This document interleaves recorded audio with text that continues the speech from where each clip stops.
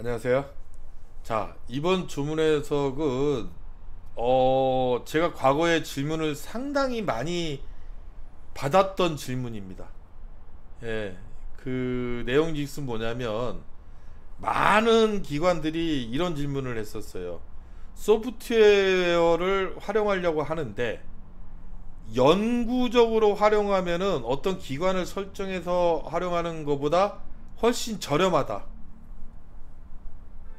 그랬을 때 명확한 뭐 조문 해석이나 규정이 없었어요. 뭐 최소 계약 단위를 따져가지고 최소 계약 단위에 따라서 뭐 1년 단위 기간이면 뭐 과제 기간을 초과한 부분이라도 최소 계약 단위가 그거라면 인정이 된다. 뭐 이런 규정은 있는데 영구권이 더 저렴하고 그런 경우에 효율적으로 뭐 판단해라 이런 규정도 없었어요. 그러면은 일반적으로 생각했을 때 과제 기간은 제한적이 있지 않습니까? 단계 기간도 뭐 3년이면 3년, 5년이면 5년, 뭐 단계가 없으면 전체 기간이 분명히 한정돼 있거든요. 연구 기간은. 그 연구권 쓴다는 얘기는 연구 끝난 다음에도 계속 쓴다는 얘기잖아요. 그럼 일반적으로 그 규정이 없었을 때는 그건 좀 곤란하다. 예, 연구기간 이외의 사용분인데 영구권만 계약이 되는 최소 계약 단위가 영구권만 계약되는 그 조건도 아니다.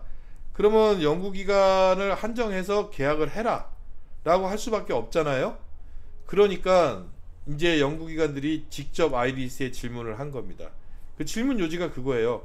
영구권이 더 쌀 때, 경제적으로 훨씬 쌀 때, 영구권 구매가 이때는 영구권으로 사도 되는 거 아니겠느냐?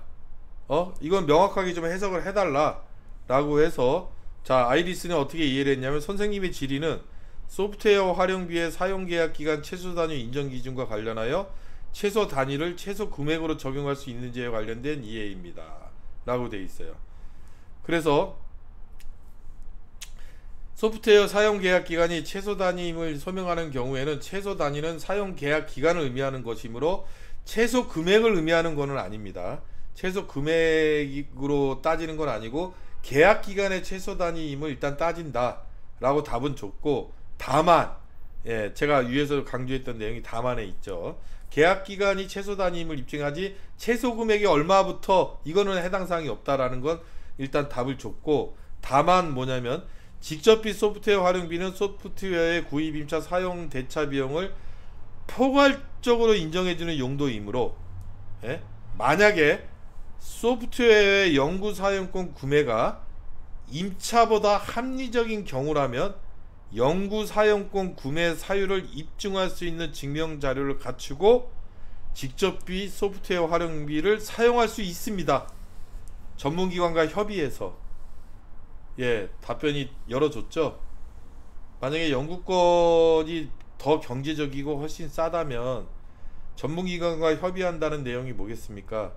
간사님한테 이런 내용을 얘기해주고 차라리 영구권을 쓰겠다, 이게 가능할 여지가 있다라는 답변을 준 겁니다.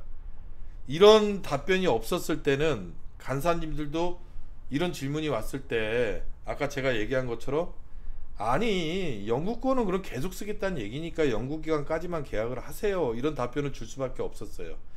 근데 이게 훨씬 싸다면 연구기간 이후에 계속 쓰더라도 연구비를 효율적으로 쓰는 목적이고 연구비를 과다하게 쓰는 게 아니라면 인정해줄 여지도 있다, 협의 후에 사용할 수 있다 라는 답을 줬으니 이거를 참고를 바라고, 여기에 해당이 되는 경우에는 전문기관과 협의하라고 했잖아요.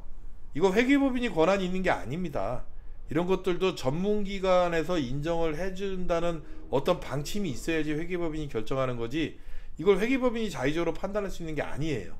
예, 그러니까 전문기관하고 논의를 하시면 될 듯하고, 전문기관에서 이러이러하고 하는 걸 회계법인과 논의를 하겠죠.